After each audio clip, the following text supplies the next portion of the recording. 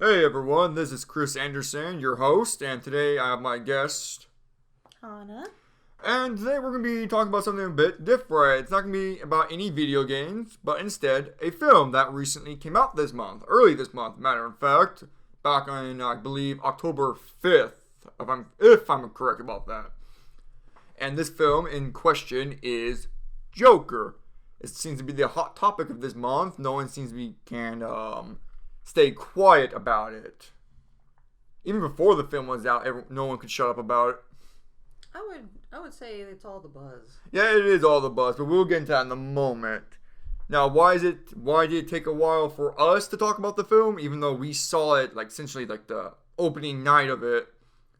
It's because for me, anyways, I like to let the film settle in before I make any judgment. Because after I usually watch these superhero films, I happen to give a bit of fanboyism, why I overreact. It's like, oh my god, that was the best film I ever saw. It's a masterpiece. Kind of like with Endgame.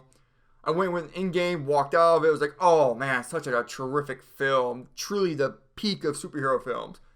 But as the month progressed, I was like, that film was not as good as I thought it was. The moment I was starting to really think about the plot and everything. So that's why I decided we're going to wait and see how the Joker settles in with us and see how we feel about it. Now, when I first walked out of the film, I thought the film was a masterpiece. It was tragically beautiful. That's like the words that came out of my mouth as soon as I walked out of the theater. How about you, Dub? What was your first initial reaction? I stood up and applaud. I thought everything about it was well done. Obviously, they really did their homework on a lot of things, and because they did that, and you could tell there's a lot of love and passion into this with all of the performance, the music, the scenery, Yeah. everything was well thought out. Even some things that, like certain body languages and certain gestures, mean something, and it's so well thought out and so well done. Yeah, even to this day, I still think that is perfectly accurate. But as the time went on, the story really is just about the story now. All that holds up. The cinematography, the acting, all holds up. But do you think the story still holds up now that it's settled in you? That you have like a month to think about it. Yeah, I still do. You know what? And I agree. I think the story holds up terrifically. I still believe this film is a masterpiece. I love every moment. I don't think there's a single moment I disliked about the film. Not saying a lot actually, because I've seen plenty of films I love, but I always can find like a flaw in the story somewhere or in the lighting or special effects. Here, no, I just can't seem to find one. I don't mean to overhype it, but that's just truly how I feel about the Joker, which I guess is a good segue as to actually talk about now. For the first part here, we're going to keep it spoiler free, so sorry if we're going to be very vague about the story. If you haven't seen the film, go watch it. It is worth your hard earned money. Go make a schedule to see it with your friend. It deserves every penny. So, the story of the Joker. Like I said, keeping it vague. So the story evolves around the guy named Arthur Fleck, who is completely down on his luck. Like, he's a clown that's trying to meet ends. Society is just beating on him. As a matter of fact, the first thing we have of him really is like teenagers steal his little sign and beat him up, and his work blames him for the sign being destroyed, and it's just downward spiral into madness. It's just crazy. Yeah. So, like, especially the first moments really did set the tone. It really did, like how this society works. Yeah. And the first scene, I keep bringing this up. That it's just like it sets up the character so well. Like he's trying to smile, but he can't, and he's crying. He has like a tear going down. Yeah. It's like it's so much that tells you about the character right there. Yeah, when you see him do that, it's like the crying clown, the sad clown, and then he's struggling to be the happy clown. Yeah, and you could see like he's pulling it up so much that he's shaking his hands, and his hands pop out, and you could see a tear coming down, and it's like, oh, And that just adds more tragedy to the character because Arthur Fleck can't cry. Well, he kind of did at the beginning, but every time he experienced a very powerful raw emotion like sadness or anxiety or just being uncomfortable, he just laughs. He can't cry. He can only laugh. I think that just adds like another layer of tragedy to this character. Yeah, he's changing, it seems, like in himself. You could see the struggle. The thing about the character that I really like is that, God, how do I even start? Like, you can tell, like, once you really get into the movie, you can tell that that the character you're following, there's something off about him. He has disabilities of some sort. There's something off about him. And the thing that I love is that, like, he's trying to work a job that he can do and try to bring laughter to people. Even if it is to sell something for a store. Like, you could see he genuinely loves what he's doing, and how society just calms down on not just the main character, but everybody in Gotham, especially like people in poverty or like in a lower class. They get it the worst. I know, it's just crazy, and it's just Arthur, like, you can tell he's a good guy. His whole goal, his whole belief is that he's supposed to bring laughter and joy to the world, and he wants to do that. And honestly, when I first saw this movie, when I heard about it, it's just like, I wanted to see the Joker. I want to see the Joker do Joker things, rob banks, do easy, chaotic stuff like that, like in the comics. But as I was watching this film, I didn't want Arthur Fleck to become the Joker. I didn't want him to go down that route because I like him as a character. He's tragic. He is a good person in there. It's just his mental state is not very healthy. And again, society beating on him, not trying to understand what he's going through. This movie is a slow burn. It is. But it gets underneath your skin. It really does make you think about things. And I think that's what's terrific about this film, is that it gets you to think. It sticks with you. Even after, so far, it's almost been a month, and this film's still in my head compared to, like, Endgame. I just kind of stopped thinking about the movie after, like, a week. But this film, it's really sticking with me. I would say because there's layers and layers and layers.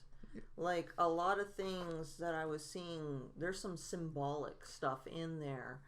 And, like, it's hard to mention it without actually spoiling it. But yeah, I'll just say this. The acting with everybody is great. The sound is great. So it's well done. Yeah. It's worth going to see because they put a lot of love and effort into it. And you can see that. As you guys can tell, we're a bit struggling, to talk about the story because it is really one of those films that you can't really talk about the story because any moment could be a major spoiler. So let's just go ahead and just jump into spoilers right now. Before we get into that, I'm just going to say go watch the film. It's amazing. The story is absolutely fantastic. But let's jump into spoilers. So 3, 2, 1, here we go. So, like I was saying, how society just mistreats Arthur so terribly, and that no one is really trying to understand what he's going through, and his mother is just so emotionally manipulative of him because she's also delusional, which is something that's revealed later on in the film. But this is the thing, she doesn't seem to be doing it on purpose. She's just so mentally ill that she's in a fantasy world in her mind, and she believes what she says is fact. I don't get any inkling that she's doing it to hurt her son or hurt the Wayne. She legitimately thinks that he's the son of Thomas Wayne. Thomas Wayne. Yeah, and see, that's another thing is when the The film is set in Gotham. Joker is still very much part of the Batman mythos. It still very much is.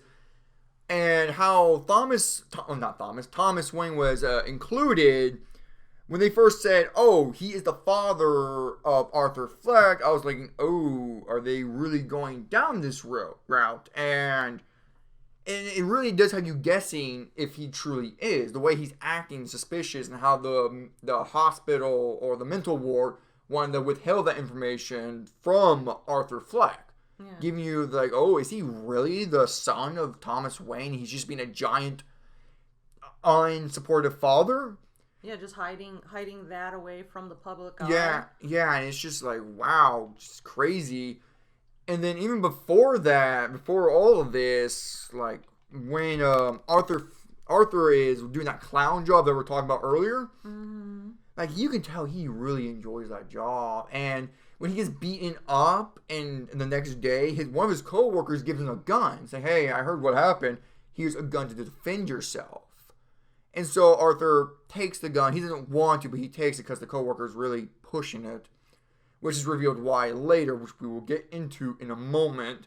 So when he goes to the children's hospital, he's making the kids laugh. He's having fun. But when one of his moves makes the gun fall out of his pocket, and he tries to grab it. Now, maybe that was a very tense / funny scene at the same time. I felt sorry for him. I know. It's like, because all the way up to that point, you can see like all the kids. You could tell they're probably going through chemo or something. They're all sick, and he's there, and you could see the genuine smile. Yeah, the real smile. It wasn't fake. He was loving what he was doing until that one moment where the gun fell just suddenly took all the joy he had and brought back the danger in reality. It's like every single time he has a glimpse of what could be happiness for himself, something interrupts it. Yeah. And he gets snapped back into reality, and he's immediately like in a awkward position. And it just doesn't stop there. After that happened, apparently his work got word of that, and Arthur tried to finish. So, oh, the gun is just a prop, but of course the guy is not buying. His boss is not buying that at all. So he fires him, and what Arthur does... Well, you forgot one thing. The guy that sold the gun was the one that actually ratted out, saying, "No, it's not a prop, it's a real gun," and he tried to sell it to me, which that was a lie. Yeah, it's like, oh, you... So he set him up. And he's probably going to take Arthur's jobs. Yeah, I know. And it's like, oh, you rat and scumbag. And it's just like... Two-faced. Yeah, two-faced. And he gets his upcomings later in the film, which we will get to. But right now, after he was fired, you can tell that Arthur was in so much pain emotionally. Because after he was fired, he just slammed his head against a glass window and it just cracked, which I believe that's symbolic of his mental state. And it's just like, oh, you can tell he loved that job. The way, the sound of his voice, his actions, he loved that job. Even though it wasn't paying much, he loved it. Like the things that I love to detail about the actor, you can see like when he's dancing and he's smiling genuinely, you can tell that there's like music in his heart. There's like a song or something in his head, and he's dancing to it. And it's beautifully done. Like, yeah, the body language, from how you could see how he's really genuinely happy to feeling really vulnerable to, trying to find happiness, and then like he goes through so many different emotions through the whole entire film, and seeing him physically, just his body language and everything changing, I loved every part of that. That was so well done. And it was perfectly portrayed by Joaquin Phoenix, who was the perfect choice, because, oh my God, he just sells the role, and it's just every action, every line he says, it's so believable, because you can tell this guy's into it. This film alone, no, not this film alone, his acting alone would give this movie a 10 out of 10 for me. Because he can carry the entire thing, because he's so believable, and he just puts everything he got into it, and it's just, Oh, I just want to see him more as the Joker. And also, too, the thing that's really great about the movie as well is that all the characters you see, everybody you see, is well done. All Yeah, of them. everyone. Yes, I have to agree. Everyone did the role so well done. By easily, Walking Phoenix steals the show. He chews every scene he's in, and it's just like I said, I want to see him as the Joker again, but if we don't get that, I'm perfectly happy with this a one-off film. But let's jump back to the plot now. You got something to add to this actually real quick? Yes, the thing about the body language and the thing that I like, from the stuff that I've seen online, they did homework. They did a lot of homework on people that had that chronic laughing when they get high anxiety or uncomfort and they can't control it, and the fact that it tightens and hurts the throat, and how you could see him hurting, showing the gestures of pain when he laughs is like you could see he's struggling sometimes to not do it, but Oh it my makes things god, that was worse. such an amazing detail they had. And him choking and like the littlest details you can tell, like he really did his homework. He studied really well, and he was so well done. I myself have disabilities, so I know how it is to try and get into programs and certain stuff, and this movie rings true on so many aspects of Which actually, we will get to that later when it comes to the controversy, actually. yeah, when it comes to that, but the body language that he does is spot on. And people, yeah, they'll probably be very uncomfortable and not understand some of the movements and stuff he does, but I've seen that stuff before, being, in special ed and being in, going to certain programs. I've been exposed to certain body languages of people with certain disabilities. And all I could say about his performance is that you got it. You did everything that I've seen people do, and you've done it so believably. That's why, like, I don't normally stand up and applaud at the end of movies unless it's something that is really, really good. And this was one of them. Yeah, it was one of them. And speaking of uncomfortable, the next scene after he gets fired, he's on the train, and you see like these three jackbutts, trying to hit on a woman who's just trying to read her book, and then they start, essentially assaulting Arthur Fleck because he can't control his laughter because he's uncomfortable. He has anxiety, and they start beating on him because they see him as a freak. And the next thing you know, what happened shocked me. Arthur Fleck pulled out the gun and shot them. Now, the first two was out of self-defense because they were beating on him, so you can argue. But the third one he hunted down, that one was a power trip. He felt good. It was probably the most control he's ever been in his life. Also, too, I think that he was also trying to make sure that guy doesn't run and tattle on him. Yeah, that too, but is that scene, like, I was like, yeah, he killed them, but at the same time, I felt disgusted with that. It's like, oh. It's like, it's a film that really does make you feel disgusted, but that's the point. That's the Joker for you. But there's a couple of other things about that part that really struck me throughout the film, that that the people, like, they work for the Waynes, these three guys. Yeah. And on the news, the Waynes are speaking about them like they're these great people because they work for the Waynes. But what we actually saw was they're not great people. No, they were they're sexually not. harassing a woman and just being horrible people. And then they go after a special person and called him a freak because he can't control what's going on with him. Yeah. They're not good. And the whole entire thing where like a what was it, like an uproar happened when the three guys got murdered. But the thing is that Christian and myself have noticed people talking. Actually, we will get there.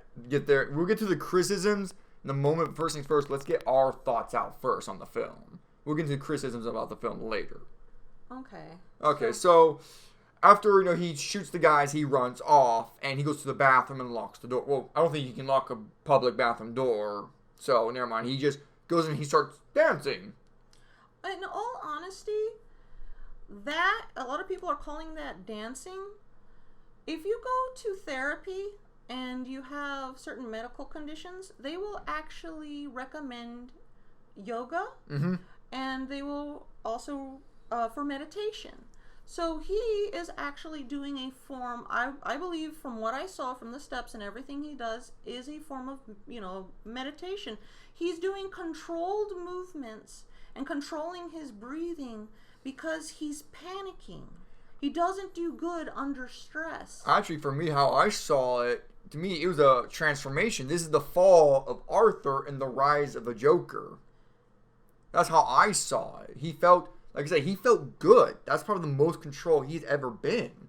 And so at that moment, we start to see the Joker is rising slowly, but Arthur is declining. Yeah, but if you notice, when he came first into the bathroom, he was breathing heavily. But once he started really getting into doing the meditation movements and going slowly, it slowly became from meditation to a dance. And when he finished off with that pose, it was like something in him lit up. And if you notice, the light above him was hitting on him like if he was on a stage, just he's coming out. Yeah, and that's the Joker is coming out. The Joker that we know from the comics. Well, not exactly from the comics, but the Joker. The beginning signs. Yeah, the beginning signs of the Joker. And it's just like, after that, after the murder, the three guys were shot and it was public, Thomas Wayne, essentially insults the lower class. He's saying, people who are in the lower class are just essentially clowns and also the guy who murdered these three guys who are considered family, put in quotes here, is a coward because he hid behind a clown mask, and that's what caused the uproar. Mostly because they were called clowns. They were insulted.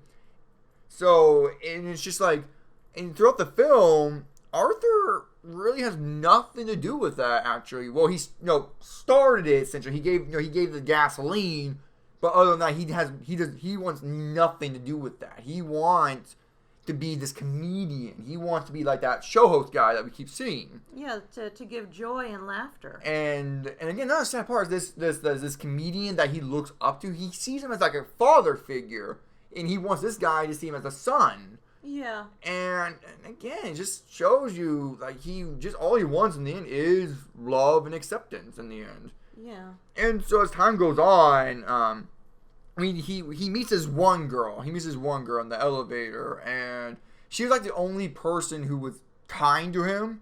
Mm-hmm. That's why he kind of fell for her in some sort of way. He stalked her a bit. That's kind of creepy to me. Admitted that it is creepy, but understandable from his mental conditions. Understandable. I think he was following her because I think he wanted to bump into her, but he couldn't have the nerve to do it. You saw like he followed her, but then he like turned around and was like, I can't. Yeah, and in the later scene, she knocked on the door. It's like, no, I was hoping you would come up and talk to me because I know you were following me. And admittedly, when I first saw this relationship, I was like, oh, this is probably the low point of the movie because these characters don't really have chemistry. Until a later point, was like where he goes in to her room and she's like freaking out and she's like, you're Arthur, right? You live down the hall. Is your mother home? And that lets the audience know this entire relationship was in his head. And of course, they did have some flashbacks, which we'll get to later because that was another criticism of the film. Well, for me, I perfectly fine. Yeah, we'll get into that later. And that moment, and also, and this actually, I do love this scene despite the little flashbacks because there was a reference to Joker's ideology of one bad day. He told her, he was like, I had a bad day. Cause I believe that was the night he found out that he was, in fact, adopted by his mother, and he was just treated horribly as a child. Mm-hmm. And that's the night he went to his girlfriend, and that's also then he found out that his entire relationship was not real. It was in his head. And I believe after that scene, he went back to the hospital and killed his mother. He smothered her with a pillow. Wait a minute, didn't he do that first? No, he did that last, after he found out that he was adopted and his entire relationship to that girl was fake. It was not real. And that's the day Arthur Fleck died as well. Yeah, when he killed his mom, I think, yeah. Oh, shoot, we actually got to talk about her. So throughout the film, she's writing constant letters to Thomas Wayne saying, because she worked underneath the guy.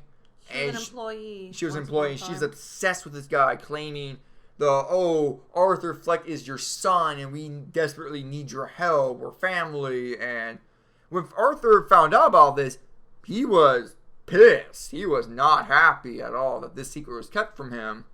So this prompted him to go down and have a talk with Thomas Wayne. And before he did that, he went to their mansion and saw Bruce Wayne there as a kid. Mm-hmm.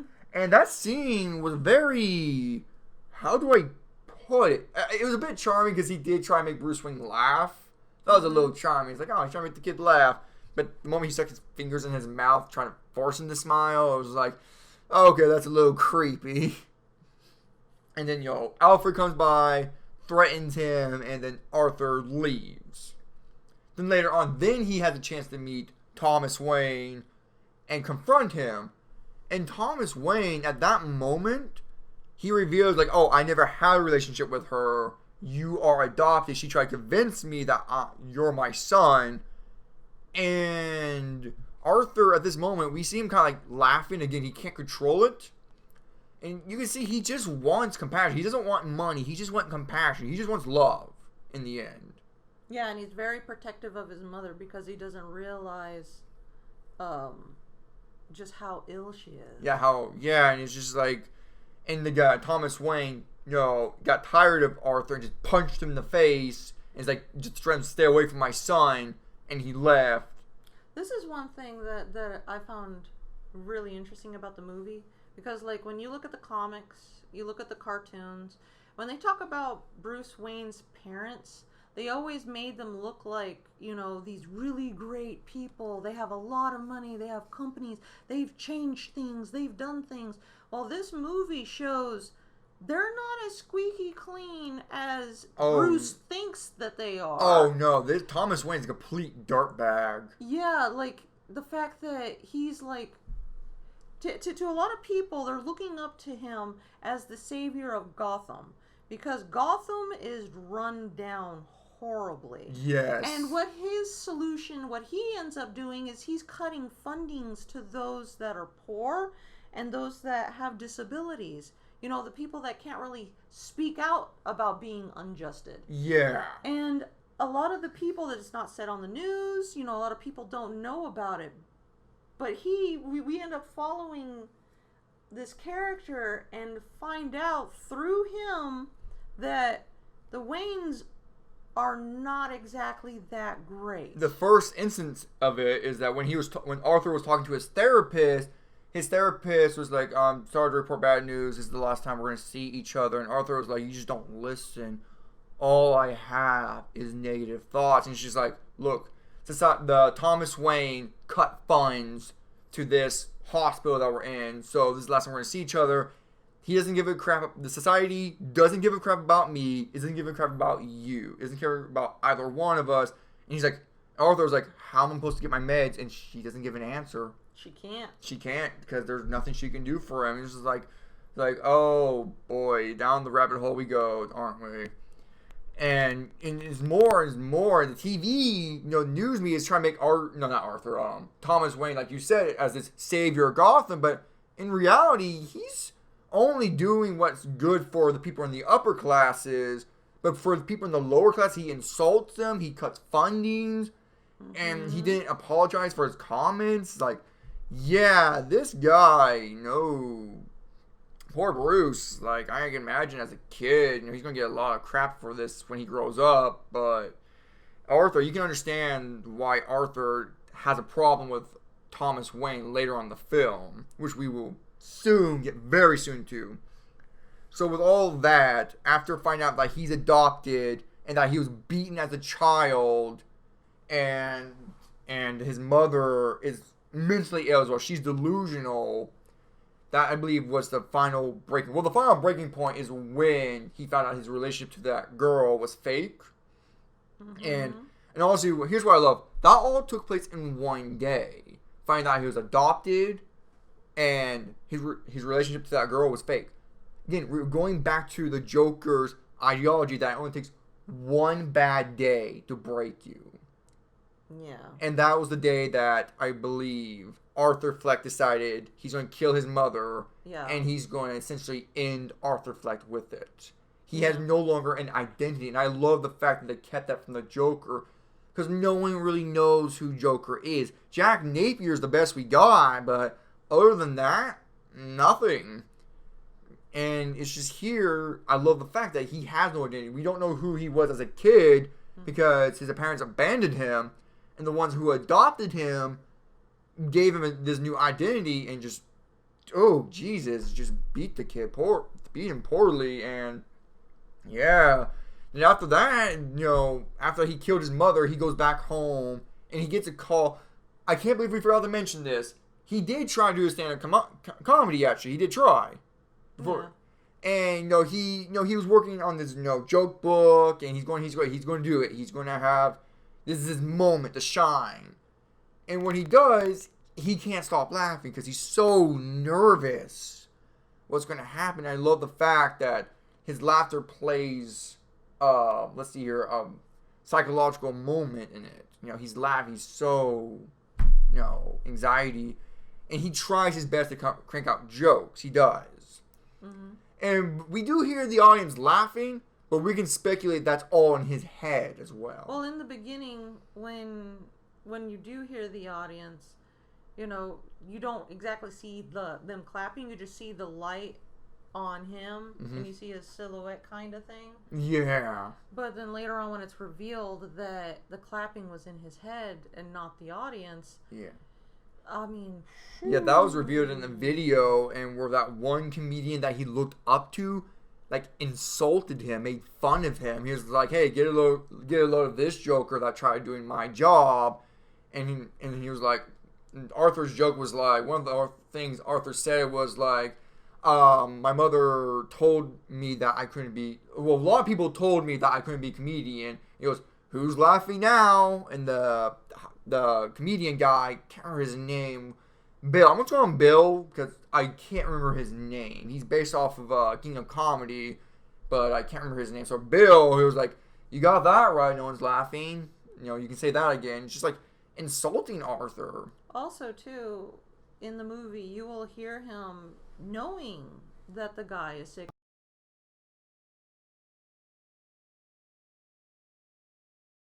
Later in the film where Arthur gets a phone call from Bill and saying, "Hey, turns out when we showed you on TV, people really loved you. Why don't you come on to our stage and be a little guest talk," or something like that, And Arthur at first seemed a bit ecstatic, but the moment you realize what his actual plan is... Yeah, when he ends up peering behind the curtain. Not that yet, his first plan. Where he has the gun, where he's practicing, how a confident person will walk on stage, greet, talk. Then he says, "Want to hear a knock knock joke?" And he pretends that Bill says yes. Then he goes, "Knock knock," pulls out a gun and click, shoots himself. Not really though, because the gun's empty. And so you're like, oh man, is Arthur? Well, at this rate, whatever you want to call him at this rate, he's planning to kill himself on live TV. Because in his journal, it always says, "I hope my death makes more sense than my life." Yeah, and he had it open to that page specifically on his lap. Yeah, and it was just like, ooh. And that's the moment where two guys walked in. That one co-worker that is a complete scumbag, and the little dude. It's like, in this scene, there's one shot where Arthur has his arms out like this, and he has that white face painting on his face. His arms are out like he's holding 2 walls in a hallway. Yeah, and it's such a creepy shot. Ugh. That's so creepy, especially how skinny the guy is. It's like, whew, man, that shot was so... Yeah, you could tell that that the character is malnourished and has a like they've been struggling. You can tell that every penny is for the bills and stuff like that. Like even like when he had to pay for the sign, how upset he got because you can tell that him and his mother do not live in a good part of town. No, they don't. So it's like he's struggling and Jesus, yeah, and at that moment, that one scumbag who essentially made him lose his job was like, "Hey, by the way, the cops came to talk to me about the whole clown murdering incident. I want to make sure our stories are straight." And he's like, "Oh, hey, man, I'm your pal." The moment he said that, Arthur pulled out a pair of scissors and just stabbed the guy repeatedly. And repeatedly stabbed him, and it was like, again, at the same, I felt good. Like, oh, that guy got what he deserved. But I felt disgusted by it at the same time. Because every time Arthur kills someone, it feels real, It's just like, most movies I'll probably feel like, oh, good job. But here I was like, I feel a little disgusted for enjoying this. Well, for me, when I saw that scene, mind you, when I had to close my eyes because I did not care to see all of the yuck. But the thing that I liked was the fact that what set him off was those key words like, you're my buddy, I'm your buddy type thing. He used that same line when he offered to sell the gun in the first place. Then backstabs him and then uses the same line yet again. And that just triggered anger. Yeah, Arthur front stabbed him this time. Oh my god. And then you stab the little person, freaking out because he thinks he's going to die. And Arthur, who was like, you can go. And when the little dude trying to leave, he spooks him a bit. And to me, I love this thing because this is totally what Joker would do. He would do this. And it's also sad, but it's funny. The little dude can't reach for the lock because he's too short. Yeah. And to me, it was like it was like, oh, it's Joker just playing with him because he's going to kill him too, give him a glimpse of hope that he's going to escape, but then he's just going to kill him as a sick joke. But no, Arthur, he went to the door, unlocked it, and held the door. He's like, you were the only guy that was nice to me. Kissed him on the forehead and just let him go. Again, another Joker moment. It was like, okay, so he does have rules that he won't kill people who have been good to him. Yeah. The other thing that I kind of liked about this part, I actually looked up online and I found out I'm not sure if it's when the Joker was very first shown or if it was concept, but Joker originally had a partner. He had a little guy with him that looked exactly like how the actor looked. So when I saw that, I was like, oh my God, they brought in an Easter egg and people probably may or may not have noticed. Yeah, I didn't even know he had a little dude sidekick. The only sidekick that I know the Joker had was back with Jack Nicholson and Tim Burton's Batman, where he had that one sidekick guy that I can't remember his name, but he was actually quite popular enough to get an actual toy based after him. So, okay, that's something. But yeah, then after this scene, Arthur is gone. He is fully dressed up as the Joker. Not like the comics, but there is some changes for more realistic style. But here, he's on the stairs dancing, and he's completely confident what he can do. And that's when the two cops, who've been kind of questioning him throughout the entire film, they start chasing him because they believe he's the one that murdered the three guys in the subway. Yeah. It's just a hunch. They can't confirm it, but they have they start chasing him. They go to the subway packed with people dressed as clowns, and the cops did one little thing. I think they fired off the gun in the subway, and then all the people who were dressed as clowns start attacking the cops. And that's when, the Joker made his escape. And, he's walking away smiling, smoking a cigarette, and he flicks it away, proud of what he did. And then he reaches the show. He reaches the show and with Bill. And when Bill's, questioning, talking to him, Joker is like, by the way, when you bring me out, can you call me Joker? He was like, Joker? Why? Because it's what you called me on your little show. And the guy, Bill was like, I did? Bill's trying to act stupidly defensive. Like, oh, I don't remember that. Which probably either means he just does it to everybody and he doesn't remember because he's a dick to a lot of people. Yep. Or he was just trying to just cover his butt. Yeah, he was trying to cover his butt, and so the Bill's like, whatever, ratings anyways. And so when the guy leaves, the Joker's by himself, and he sits down, and he practices his thing, he pulls out the gun and aims at his own head. Mm-hmm. And that gives a signifying that he does, in fact, plan to kill himself. Yeah. But the moment he's behind the curtains and watching like these little mini TVs on the side, he sees Bill bringing up that video again and just mocking him and acknowledging that the guy is mentally ill and he needs help, but yet he's still insulting him. Yeah. And that's revealed that Bill just brought him on so he can just make fun of him. Yes. And then you see that face on the Joker, like, it's so menacing. It's just like, oh, his plans are definitely changing. He's going to cap that guy in the head. Yeah. Part of me still felt like he does plan to shoot himself after he kills Bill. Yeah, he was still... Yeah. Until Bill said what he said while he was sitting. Yeah, which we will get to very soon. Because this is the film that made me go, oh my god, this film is an absolute masterpiece. So, yeah, so we get to where he's talking. He pulls out his joke book. Well, actually, when the Joker comes on the stage, he starts dancing because he doesn't care. Yeah, this is his last minute on Earth, and so he's going to make the best of it. He's dancing. He gets that one woman and starts making out with her, which I thought was kind of funny. It was like, wow. Actually, that's an Easter egg to a comic book where he actually does kiss, I believe she's a doctor? Yeah, it's the Dark Knight Returns, and he kisses her, and I thought, like, oh, okay, that's a nice little nod to the Dark Knight Returns. Mm-hmm. So he, sits down, they talk, and at this moment, this was actually quite so the film does, because this when the Joker says, this is everything I have imagined. But what Bill says, well, that makes one of us. That tells the audience that this is real. Because if this was all in Arthur's head, then Bill's going like, yeah, well, I imagined this too. Yeah. So you can tell this is real. This is, in fact, all this is happening. Yeah. So they're talking, and Bill's like, oh, why are you dressed as a clown? Or do you have a political statement to make? And the film addresses the audience like, no, this is not a political statement. I'm just a clown that wants to bring laughter and joy to the world. Mm-hmm. So they talk a bit, and the Joker's like, oh, can I tell a joke? And he was like, sure. He pulls out his little joke book, and Bill mocks him again for it.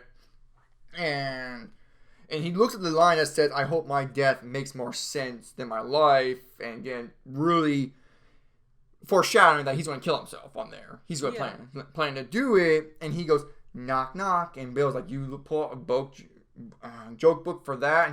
And Joker was like, I want to get this right. And so Bill's like, okay, who's there? And Joker, the joke he told was not what I expected, actually. He was like, this is the police. We're letting you know that your son died because he was hit by a truck. And he laughs, and the audience booed him. And that one lady he kissed was like, that wasn't funny. And at this moment, Joker was looking around. He's like, yeah, it was a rough week ever since I killed those 3 guys on that subway. In that moment, it got quiet, and the Bill was like, I'm waiting for the punchline. Joker was like, there is no punchline. And it was like, ooh, things got super serious so fast. Yeah. It's like, oh boy, what's happening? And then we had this whole spiel about society. Like, no one, thinks about the other guy. Everyone's just rude these days. And everyone in the lower class and who's mentally ill just supposed to take it like good little boys, and society shouldn't be afraid that these people might go werewolf and go wild. And Bill still is like insulting him. He's like, oh, this is so much self-pity. Sounds like you're making excuses to kill those guys. And Joker's like, oh, I killed those guys because they were awful. They couldn't protect their lives, even though they could hold like a 2-hand gun or whatever. I can't remember what the line was. In this moment, you can tell this is the Joker. The jokes he's saying, he just says everything nonchalantly.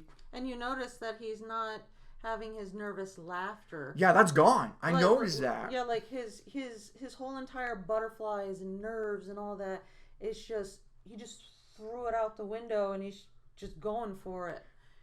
And the Bill's like, you murdered those 3 guys. Do you think that's funny? And Joker's like, I'm pretending and he's like, I'm I'm tired of pretending it's not funny that he murdered those 3 guys. And Bill's like, look what you did. There's riots going on in the streets. The guy was killed today, and 2 cops are critically injured. And he's just laughing, going like, I know. And Bill wanted to cut the show off there, but he was like, how about one more joke, Murray? And here, this wasn't really a joke. This was him being drop dead serious. Mm-hmm. Like, what do you get when you come across a guy who's a mentally ill loner in a society that abandons him like trash? And I'll tell you what you get. And if you notice, his voice cracked up there. It sounds like he was a bit sad and disappointed what Bill really is, what he's about to do. This father figure that he really, really hoped he would be, the utter truth that even this was a fabrication in his head. Like, that little crackle, I think, is like that indicator that he's another bad person. Yeah, and he's just one of them. Yeah, and so then he does what you get. You get what you effing deserve. Pulled up the gun, shot Bill in the head. I was like, oh, and everyone starts, chaos is ensuing, and the Joker shoots the guy again, runs out of bullets, put the gun on the table, and just starts dancing, goes to the camera, and starts talking. And that's another Joker moment. But you know what? Now that I think about it, that crackle in the voice could probably have been the last little bit of inch of who he was. It could have been. And the fact that even this father figure, because he lost his mom, he lost his job, he has no girlfriend. Society is against him. Basically, he is by himself, and the only person that's left to look up to is another monster in front of the screen. I think that crackle was his last disappointment. Yeah, it is. And he shoots him, and then we see Arthur is actually in a police car after this. But while he's watching the police window of the car, you see chaos is everywhere. Riots, stores being destroyed, people are wearing clown masks. Mm-hmm. The officers stop laughing. Look what you did. And he goes, I know. Isn't it beautiful? But the thing is that, yeah, he did shoot those guys in self-defense. But the thing that made it where people went nuts was what Wayne said when Wayne insulted and called them clowns. And they're already in poverty, and things are being taken from them. Yeah, and now Arthur I guess he realizes this, and at the end, he just fully embraces it, because an ambulance car that was stolen by people who are causing the riot crashed into Joker's police car and pulled him out. And when he got on top of the police car, his mouth was bleeding and made that bloody smile. And he just fully embraces what he is now to the people and what he's done. Yeah. He is now 100% the Joker. I don't think that he is 100%. I say that he is still, I want to say around maybe 50%. He's going up to it. Yeah. But I'm getting these, like how you had heard the crackle, and how there's sometimes throughout the movie he has a slight hesitation, but then he does something near the end. You're starting to see that he's not starting to have those hesitations. So because he had all those hesitations leading all the way up to the end, I would say he's still he's halfway there, or kind of getting halfway there. I would say he's majority of the way there. I would say 80%. He's almost there. And at the end, he's talking to another therapist who looks identical to the first one he had. And this I think is symbolic. In all honesty, I think this is symbolic, basically saying that he's going to go through the same thing. He's not going to get any better. The help isn't exactly what he really needs. It's going to be the same song and dance.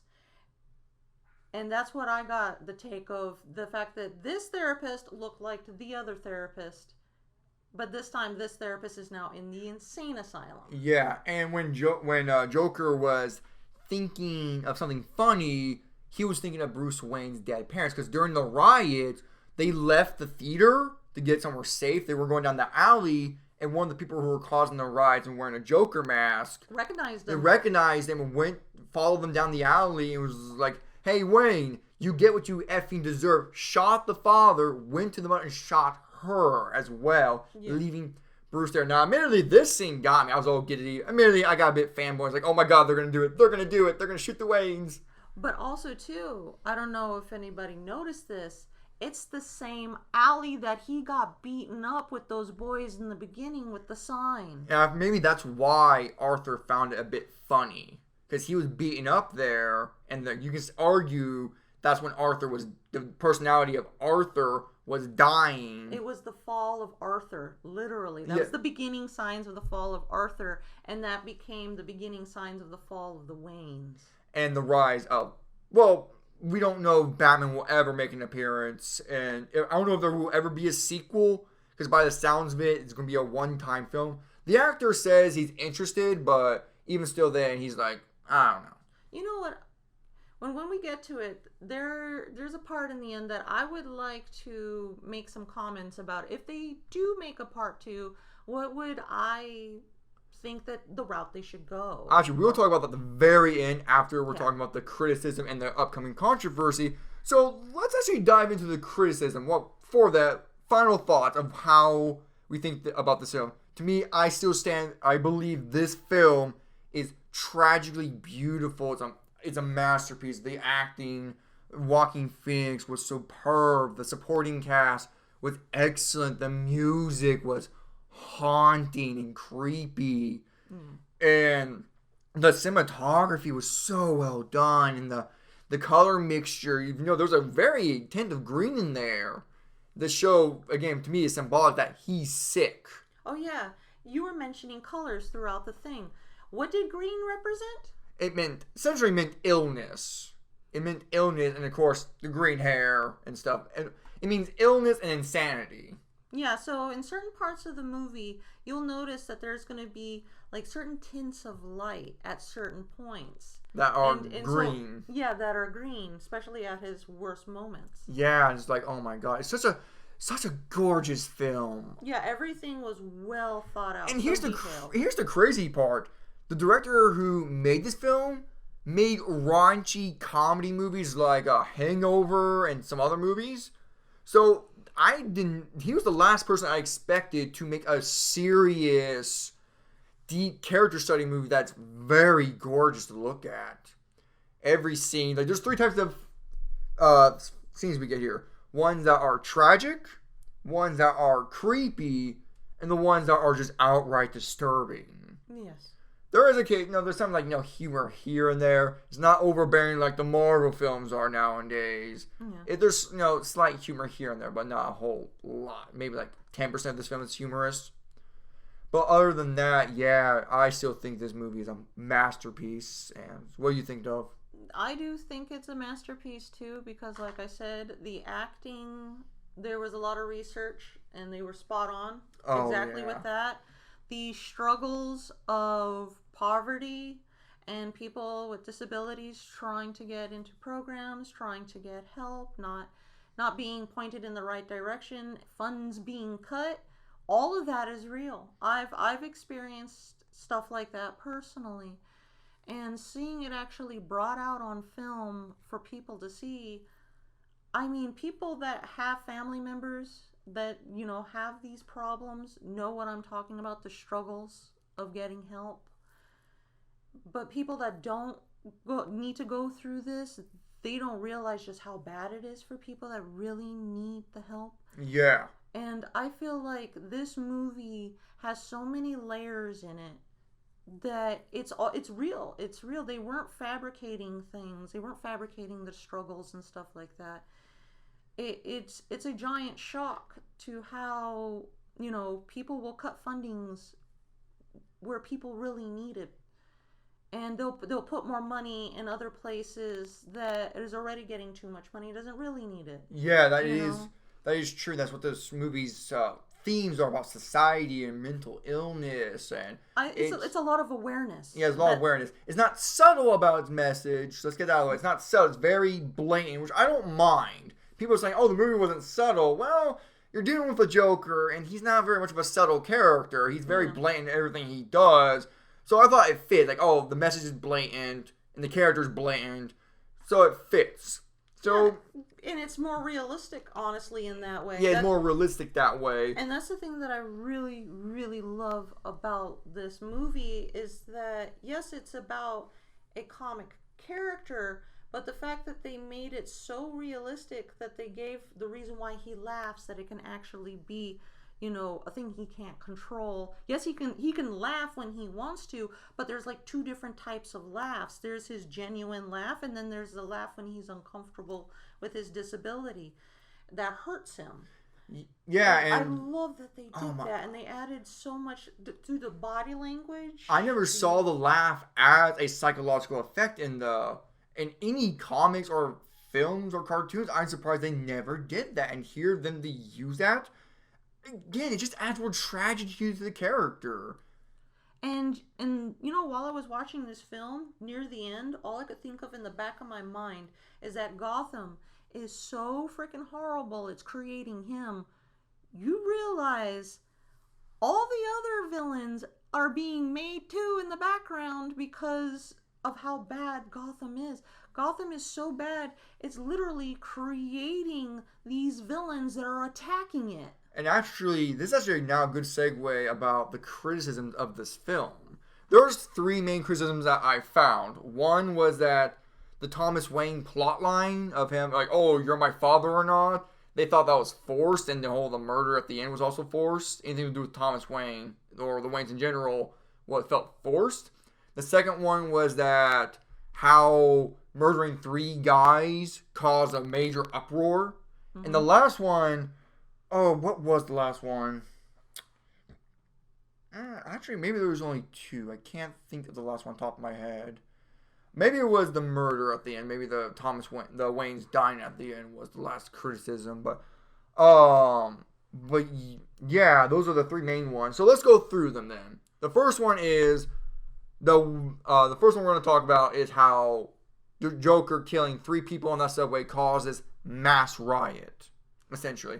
But here's the thing, what everyone's missing, even the three YouTubers I watch and I enjoy, I'm shocked that they miss this because they usually pay attention to detail a lot. So everyone keeps saying, oh, he murdered three people and that caused a massive uproar. No, it wasn't that. Yes, that was the starting point, but what really set it off is what Thomas Wayne said. Yeah. Was that the fact that he said, oh, the lower class are like clowns, and they it's to be expected, of course, they would hate us and, kill three of my family members, getting quotes on that, and they're cowards, and that's what caused the uproar. What Arthur did, he accidentally poured gasoline. Thomas Wayne is the one that flicked the light into it. He flicked the match into it. But the thing is that people need to realize is that this world, as realism as it is, you've got to remember, they're striking because of, they're in poverty, things are being cut, probably even benefits in their jobs are probably being taken away. So you're seeing people, protesting for their rights. There has already been a history going on with how bad Gotham City is. Yeah, and the thing is that three people from the Wayne, that was working with the Waynes, that these Waynes, as it's, trying to have you believe that, oh, they're the saviors, they're the ones that can save us, but they're not actually they're working for the upper class, and they're mocking and not taking care of the lesser class. Yeah. And the lesser class is speaking up that, they need their rights. They have to have their rights too. And because of the insult, the lower class took the side of the murderer, because now they're saying kill the rich, because all they do is insult us. And they're not helping. And they cut funds to places and they're not helping. So that's what really caused it, is what Thomas Wayne said, and I can't believe so many people are missing that. It's like, the movie clearly stated that. That's what caused it, and Thomas Wayne not, apologizing for what he said. No. So that criticism, under the floor mat. No, it's... Which I think probably was another thing that also was tributed to the end when he got shot. You get what you deserve, because he insulted the masses, and he never took anything he's ever done back. He's never apologized for any of his selfish decision makings that he's done. Yeah. And so in the end, the people basically threw the other guy, shot him down. He was taken down because they found him as another bad person that was in a higher up society that obviously should not be in their role because they're not taking care of everybody. Yeah, and this now brings us to the next criticism, how the Waynes felt forced, especially them dying at the end. I feel like they were obligated to do that. Okay, first of all, let's just state, this whole Arthur's downfall really did start to happen after Thomas Wayne cut fundings to the hospital he was going to get his medication and to see his therapist. Yeah. And they used Thomas Wayne as for this whole little subplot, oh, am I really your son? Is what led him to find out, no, in fact, he is adopted and that he has no real identity of himself.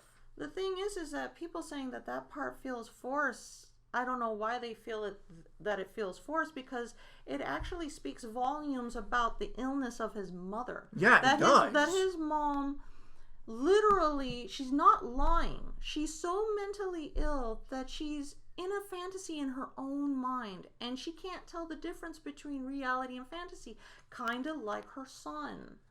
But he doesn't have it as bad as her. Yeah, he almost did, because he hallucinated a whole relationship with that one girl. But she's been doing it longer. Oh yeah, much longer. And when he was being beaten as a child, she didn't see him as getting hurt. She was saying, oh, he's always laughed.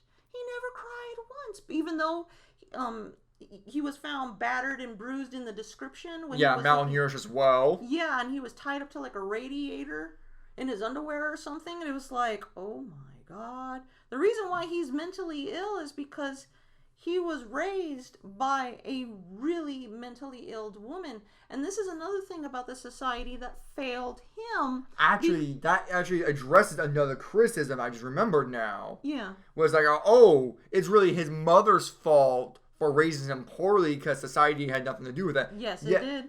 It still is, because society recognized that she was not fitted to be a parent and that she was delusional. They didn't get her help. They didn't get her a caretaker. They didn't take Arthur away from her. Same up for foster parents or an adoption. Nope. They didn't do it. They acknowledged it, put it in the papers, did nothing about it. So society still failed Arthur. Yeah, the guy, I guess the boyfriend, the one that was beating up the mom, and him was separated, I guess. But throughout the years, he's still living with a mentally ill woman. I mean, she never showed signs of physically attacking him. We don't know. But the fact that he's so mentally ill, he has to take like 7 or 8 medications. He has these problems that he can't control. I mean, it speaks volumes of his growing up, that there's a lot of abuse in there. Yeah. Even if it's not physical, mental and psychological, if you get enough of that and a big amounts of that and you're not getting any help from anybody, yeah, you start getting, mental, certain things start happening to you. And that's what happened with this character, is that society failed him because society did not do what you would think it would do. That this woman has been shown that she has mentally ill problems. She was battered and bruised, so was her son, by her boyfriend, and she didn't report it? No, they found him like that. Yeah. It was probably the neighbors that heard the ruckus and called in. And, I mean, social services, right? Should come in and immediately would take the boy and, try to help him get the help he needs. Gotham didn't do that at all. No, and it's just like, yeah, it's just, so that's another criticism addressed right there, that yes, it still is society, and that's the movie's overall theme, is society.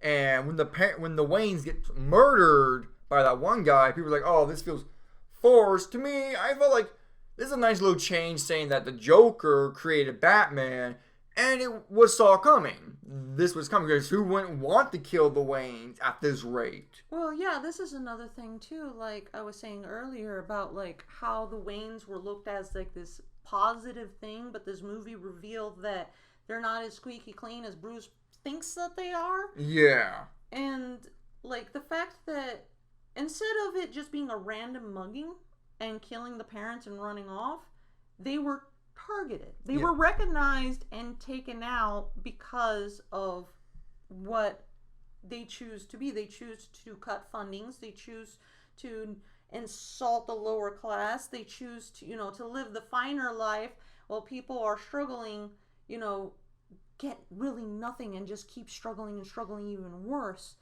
So, I mean, it's not forced. It works perfectly and it's very believable because in society, I mean, like, if a person gets pushed and pushed enough and gets brought down so much, I mean, people have the right to complain if they feel like they're being mistreated, if they feel like they're not getting the proper help. Yeah, that actually brings me to an old phrase, like if society keeps pushing a man down, be expected that he's going to punch back. It's not exactly how that's worded, but it's something along those lines. Because that reminds me of a movie about this father who, at the end, was doing everything he could to make sure like his family's well-being, but he was like tricked and manipulated by the people he was working under and made him look like he's the bad guy. Because the reason why he did this is because, again, like this movie, society was not kind to him.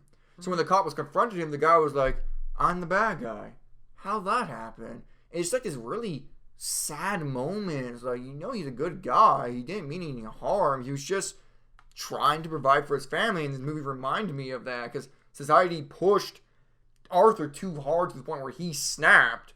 And now they created the Joker. It wasn't him falling into a toxic waste that did it. It wasn't two gangsters that forced him to do what he forced him to go into the chemical facility. It wasn't Batman or him losing his wife and child. It was society did this to him. And that's more of a hard-hitting message than the comics. Yeah. So I think that's all the criticism I could think of the film had about the story anyways. And honestly, I don't find any of those criticisms to be valid. If you look at the film again, the film addresses all of it, and the Waynes fit perfectly in.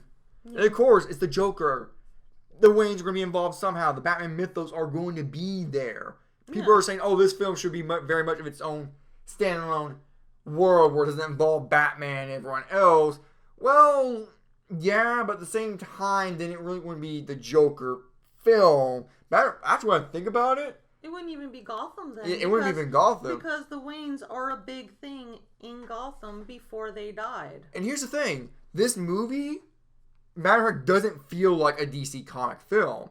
If I can remember correctly, the DC logo never pops up in the introduction. It's not even on the cover art. Mm-mm. The only time they admit that this is a DC character is like at the end of the credits. Like, this is owned by DC, created by so-and-so. Yeah. This movie used this character to rope people in about a message about society and mental illnesses in a deep character study. It lures people in with the name of the Joker. Yeah. Honestly, you could take it could have been its own movie. It could been someone else that was inspired by the Joker comics, but not actually, the Joker himself, just inspired by it. But the thing is, though, it wouldn't get much recognition as the other comic book film. So it used the identity of the Joker to rope people in. But other than that, it very much is its own standalone movie. It's not connected to the Justice League. You're not going to see Superman. You're not going to see The Flash. Maybe Batman in the future. Possibly other villains. But right now, it doesn't look like there's going to be a sequel, which we'll talk about after the controversy. So, wrapping stuff with the criticism, they're not valid to me. They're not. Mm-mm. If there's any more criticisms that I missed, please let me know down in the comment section so I can address them. So, now, this section we're going to is a bit touchy. The controversy that surrounds this film. Oh, man, the media. The news media outlets, I am very disgusted by them, to be honest. I'm not going to name any of them because they don't deserve the recognition, but they are disgusting. The fact the moment the movie got a trailer, they were like, "Oh, look, and so it's making this white guy look sympathetic. It's going to promote white terrorism and incel violence." That was the main controversy, that it was going to inspire another mass shooting.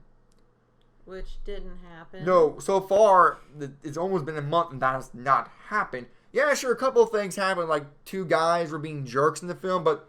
I think one was drunk or something. Some drunk, but, that happens all the time in other movies, screenings. Yeah. So honestly, that's nothing new. That's nothing to really report about.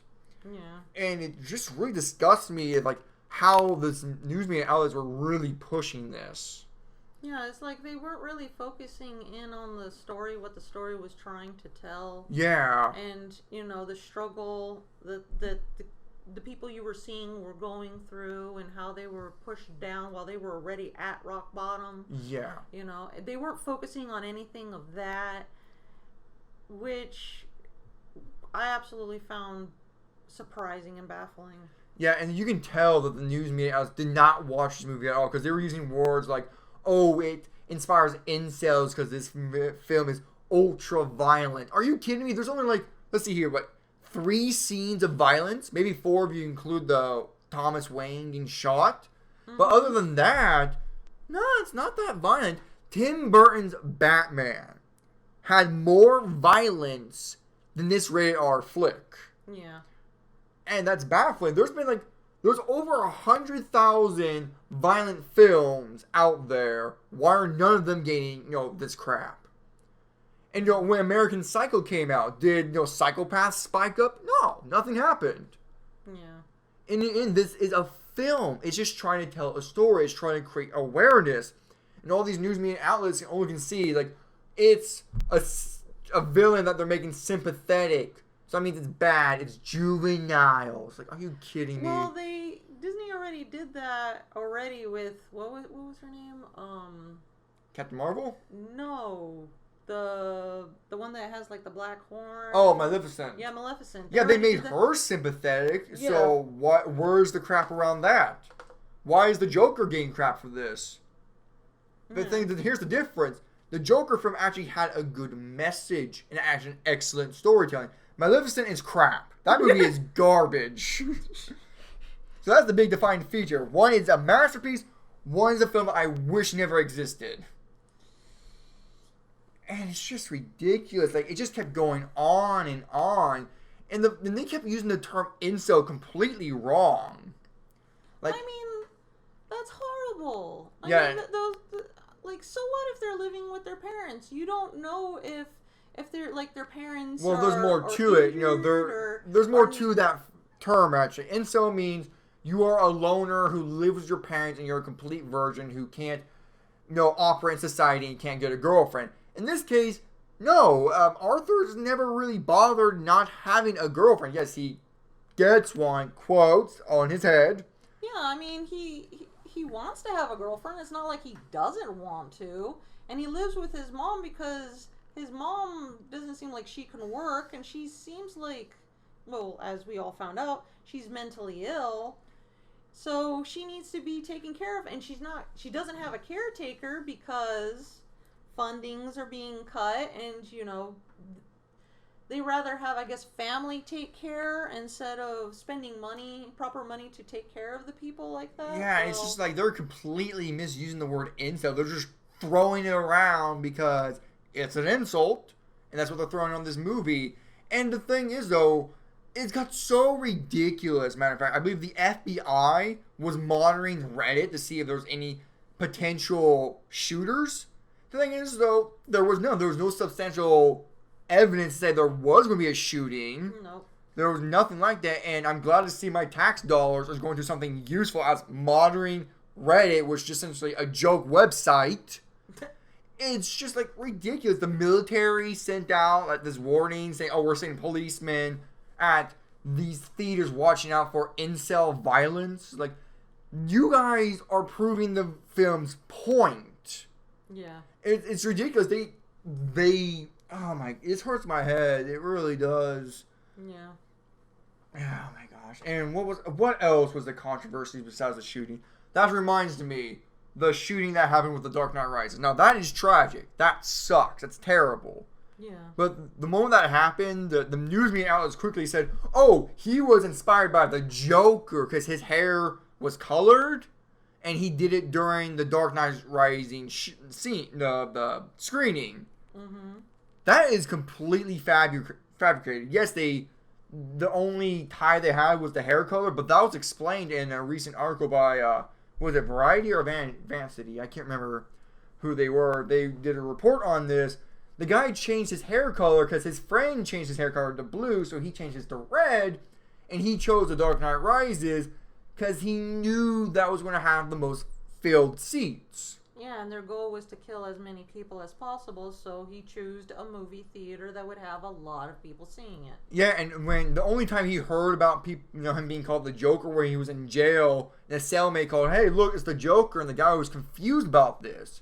Yeah. So in the end, the conclusion was, if it wasn't going to be The Dark Knight Rises, it was going to be Avengers Endgame. It was going to be Avatar. It was going to be any film that was going to have filled seats. Yeah, and the news just went all nuts, saying these, that he would dressed up as the Joker and that he was inspired by the Joker when there was no evidence of that at all. Matter of fact, he didn't even dress up as the Joker. He was wearing like camo and everything. Yeah.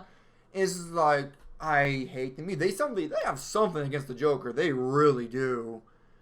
And it's like no shootings happened. Nothing. Yeah, and when you look back at it, it almost seems like they were a little bit disappointed that it didn't happen, and that in itself is disgusting. Yeah, it is. Like the news media outlets were going like, oh, they're going like, oh, it would be such a shame if someone went to a Joker screening and shot up the place because it's going to have it's going to be packed with people. It'd be such a tragedy because that means we have to report on it and talk about the shooter, everything like that. It's just it'd be such a shame.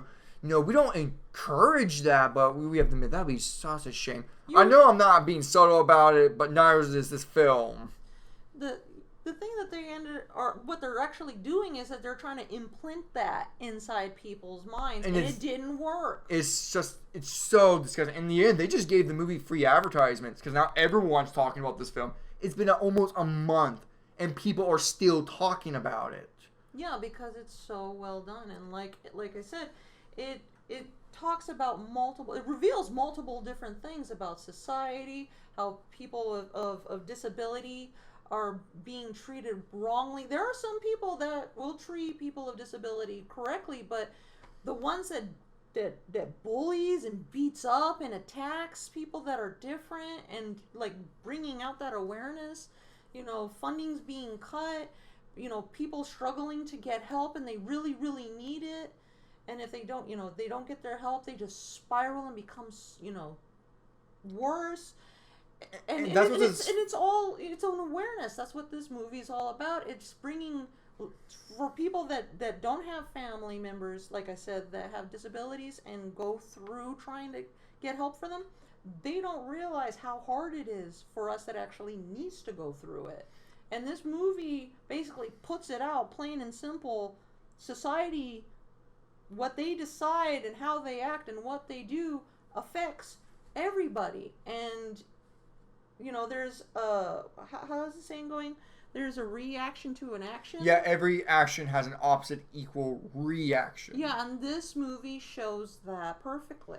Yeah, and what I love about this film is that it's not really an origin story of the Joker. It's more about a film how someone becomes the Joker, the idea of the Joker. That's what this film's really about. Well, and the media just seems completely that just flows over everyone's head. And it's gotten so crazy when the film had a certified fresh on a review rating website, Rotten Tomatoes, that it was certified as fresh. That means it's a great film most of the time. But on Twitter, when they announced that, people were going, "Oh, every critic that gave this a positive review is going to have blood in their hands." Like, Are you guys nuts? It's just a film in the end of the day. If people are inspired by it, that means that they should not be watching fiction from the begin with or just looking for an outlet. Mm-hmm. It's like with those two girls using Slender Man to stab that one girl like 19 times. Yeah. They're clearly not mentally stable and they're just using him as an outlet to do their dirty deed. Yeah. And it's just, in this movie, it's just ridiculous.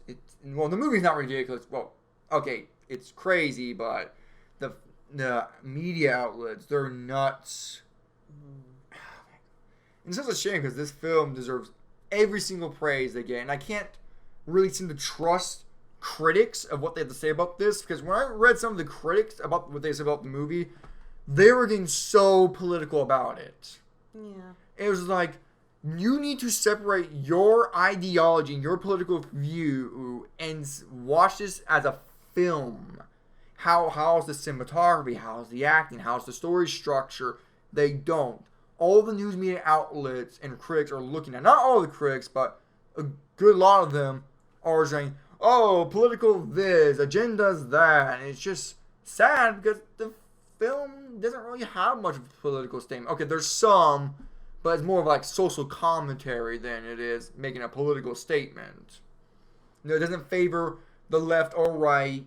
It doesn't, stroke the president's ego. Nothing like that. It's just a film that wants to make a commentary on society itself. Yeah. And the uproar with these new media's outlet, they are completely disgusting. I'm trying to think of all the rest of the controversy around this film. Actually, that was about it. The shooting, they're afraid of shootings was going to happen, and the FBI wasting their time. And in these whole events and the other shooting, The Dark Knight Rises, it's completely unwarranted. And, yeah. But you know what? They all can eat crap now, because this film is doing amazing well at the box office. It's actually the highest, so far, it is the highest grossing film in October. And by looks of its speculations, that this film can make over $900 million at the box office, making it the highest grossing rated R film of all time. Even more so than The Matrix Reloaded, Deadpool 1 and 2, and The Passion of the Christ. Wow. Yeah. The only place it hasn't been to yet is China, which I'm kind of curious how that rolls out because of what China's going through, but we're not going to get into that. So, yeah, that's everything about the Joker that happened. There's probably going to be more controversy later on as it proceeds through the theaters and as it leaving and goes on DVD or so. Oh, I can't wait for the uncut stuff. Oh, I'm buying this movie at 4K Blu-ray the moment it comes out because, again, it deserves every penny. Yeah. So, yeah, that wraps up the review, the criticism, and the controversy. So, before we go, let's say they make a sequel. Yeah. What would we like to see in the sequel if they ever do? Which I have my doubts, but it'd be kind of nice to see them continue this. So, what I would like to see, since the Joker is now in the mental hospital, Arkham Asylum, yes, that's the one. I actually would like to see the introduction of Hugo Strange. Yes. And Harley Quinn, because they're both psychologists. Well, it's like Harley Quinn. It's not really, but she's a therapist. She's a therapist, and just seeing this, the psychological relationship he has with Harley Quinn, and maybe Hugo Strange really diving deep into Joker's mind would be so fascinating to watch. This film was all about a psychological study, and it's brilliant, and I would love to see them do that with Joker and Harley, with their relationship, and how Hugo Strange maybe is manipulating all of this, and just, diving into both their minds. Yeah, that would be really cool. If you could see, instead of helping yet again, he's being, tested and pushed and tested. So even, if they did make a number 2, it would continue off kind of like where number 1, where he's decaying. Yeah, he's decaying. And this time, somebody that should so-called be helping him is doing it on purpose and making it worse. And yeah, it would be nice if they stuck around Arkham Asylum and probably showed, like you said, like Harley Quinn, But I would say probably have her somewhere later. Bring in Hugo Strange because he's kind of like the head guy in Arkham Asylum Yeah. that tests all of the inmates and tries to find out psychologically what's going on with them and experiment and all that stuff. But he himself, spoiler, is a villain. Well, everyone knows that at this rate. Come on, who doesn't know Batman at this rate? Come on. I guarantee you 99% of the population of America knows who Batman is and his villains. Like, come on.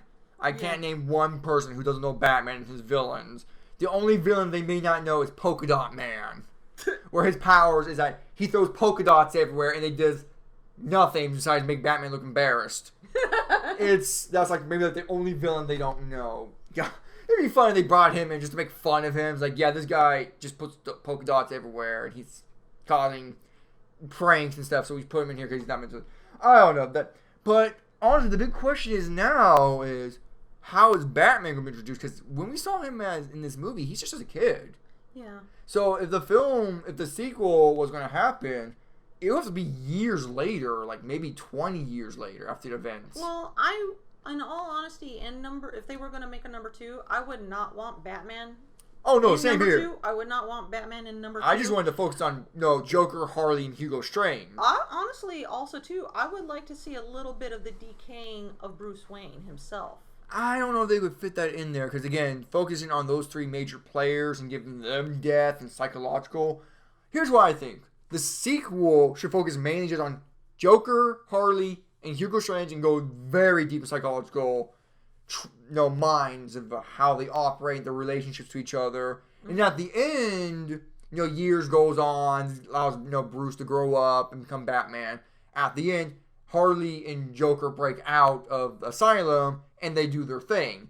The third movie, here's the twist: Batman now is the antagonist. We still see it from everything from the Joker's perspective. So to the Joker, Batman's the villain. The way that if I were going to make number 2, or if I wanted to have like a structured thing for number 2, I would, like I said, from my point of view is I would like it to be a good part in Arkham Asylum where he's getting worse because of Hugo Strange and maybe some other characters, hinting before they actually turn into full-blown villains like we know them. And in the background, something's going on with the Waynes. The Waynes are still, society is still chaotic. And the Wayne, Bruce Wayne as a little boy is now going to be protected at the Wayne Manor and is going to be raised by Alfred. And it would be nice to actually see. I wouldn't want it to go into the future. I actually would like for it to continue off where it is. So that way we can see like why, because there has been times where people have said Batman, Bruce Wayne, he has some mental trauma himself. Mm-hmm. And there are times where I've seen where like a lot of not all the movies, but a lot of the latest movies, they don't really hit too much up on Bruce's psyche. Well, they actually did touch up on that in Tim Burton's Batman, where I said the recent, not the past. Oh, okay, my bad. Well, actually, the Batman Begins, they did touch up on that because he is very distraught of what happened to his parents, that he's waited so long for the guy who murdered them to come out of the court so he can just go up and shoot the guy himself, but saw him beat him to that first. So instead, in order to help him with his mind, he goes around the world, going to prisons, and just beat up criminals there. So they did touch up on it, but I don't think as well. I like Tim Burton's version better, though. Yeah, when it comes to Tim Burton's films, and it comes to the actor that played as Batman, he is, to me, the only actor that actually does a great Batman and a great Bruce Wayne. While the other actors, they're either good as Batman but suck as Bruce Wayne, or okay as Bruce Wayne and horrible as Batman. So when it comes to the psychological part, like, since I did that beautifully with Joker, I would love for it to start showing some psychological things with Bruce Wayne. Oh yeah, that would be interesting. Entirely, another character study, but with Batman this time as Bruce Wayne. seeing how this molds him and everything. That would be interesting. We'll have to see, but again, I have my doubts that we're ever going to see a sequel to this. But yeah, but if they did go the route, like I said, you would want it to be in the future, a couple of years in the future, to try and rush the Batman thing. For me, I would love to see more of Joker getting worse and starting to see Bruce going through his own thing. They're both going through a transition. Oh, like parallels between the two characters. Yeah, and how they take what's going on with them and how they evolve into the characters we slowly that we know them to become. I would love for them to go more that route, kind of like how they did with the first one, where they focused a lot on society and the psychological. Yeah. So. And in the end, personally, a lot of people were like, oh, when it comes to Joker's, like his beginnings, his origin story, I still feel like, what was it, the laughing joke, or what was it? The Killing Joke. Yeah, the Killing Joke. With that one, where, it's, you see a so-called origin story somewhat, where he has a wife and she ends up dying, and he falls into a vat of chemicals and all that stuff, and he just snaps and goes batshit insane. They can still do that. They can still do that, because what he can be in the asylum, it's not impossible for him to escape and try to make a new life for himself in real life, and then have that fail because she ends up dying and he still can't make it as a comedian, and he's not getting his proper medication, so he's still struggling as a comedian. Honestly, Dove, I feel like they'd be repeating itself of the first movie, just be doing the same thing again, and no one really wants that. I mean, it does fit in the whole, if I'm going to have a pass, I'd rather have it be multiple choice. Well, they could do something, if they don't do exactly the Killing Joke, like to finish off, okay, now he's pure white skin, it's no longer makeup. They could go another route where they could actually make it Hugo Strange. Since Hugo Strange, messes with them with chemicals, and, he does tests and stuff. I mean, like I said, you can have, guest, other villains, in the background, Scarecrow. Scarecrow is a great chemist, the Joker is, the original Joker that we know in the comics. There are certain characters that are great with chemicals. Hugo Strange will take those chemicals and look at them. And he, like I said, he uses these people like guinea pigs, and he does whatever he does out of science and whatever, his goals are.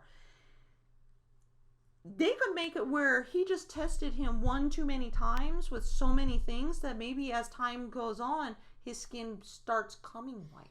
I don't know about that, because this film, the tone of the film is supposed to be very, very realistic. So I'm not sure how far they're going to push that envelope of that.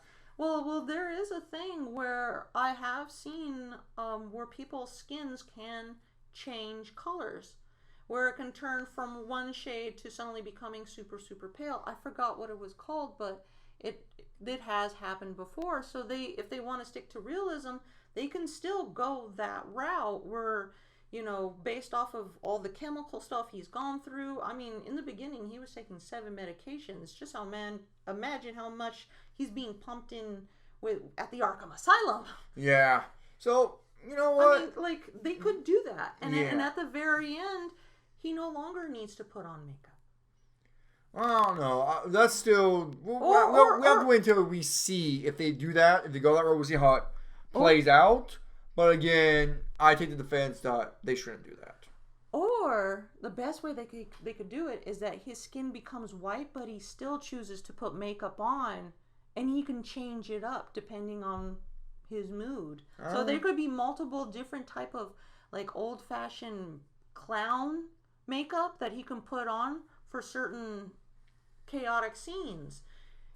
His makeup would probably indicate does he feel like exploding things today, or this, something. No. They can probably do that with that. I mean, there's so many ways that they can approach it and still make it believable and still make it its own thing.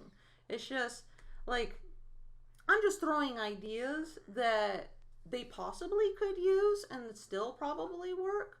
But in the end, it's up to the writers and everybody that worked on the first one. So based off of how great they did with this first one, if they did a second one, I would definitely see it. And Definitely. I would look forward to... As long as it has the same writers and director and actor, I would go definitely see this film in a heartbeat. The moment it comes out, I'm seeing it, and we'll do another talk on that. So we'll wrap things up here. So overall, I think this movie is a masterpiece. Yes. Yeah, so do you as well. That's great. Glad we're in the same agreement here. Yeah. The criticisms, I don't find valid. Same. As we just discussed, we debunked them. If there is any more criticisms that we failed to mention or you disagree with anything we said about that, leave it down in the comment section down below. And the controversy was completely unwarranted. It's stupid. It's disgusting. And the news media outlets need to chill out. I feel like they were missing the point in the movie and that they were just projecting whatever they wanted to put into people's heads. Oh, yeah, they truly wanted to do that. And if they come out with a sequel, we'll watch it. If they don't, I don't think I'm going to be heartbroken by that. Because honestly, it does make a great one-off movie. All I could say to the team that made this movie, everybody, applaud to you. You deserve all the good praise. Thank you for this great movie. As much as I don't really care for violence and all that stuff, it needed to be told this way.